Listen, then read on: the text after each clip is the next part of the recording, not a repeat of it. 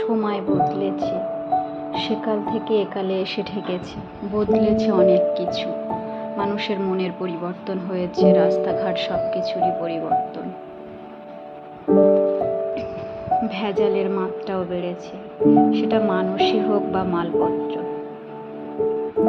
তবে একটা জিনিস খুব ভালো হয়েছে, যেটা গুরুত্বহীন মেয়েরা আজকে গুরুত্ব পেয়েছে। তারা আর অবহেলিত হয়ে তার কারোর হাতের তলায় থাকে না, তারা নিজেরা স্বাবলম্বী হয়েছে, তারা অনেক পরিবর্তন হয়েছে, নিজেরা আধুনিকা হয়েছে। কিন্তু কিছু ইনোসেন্ট মেয়ে আজও রয়ে গেছে, তারা এডুকেটেড হলেও তাদের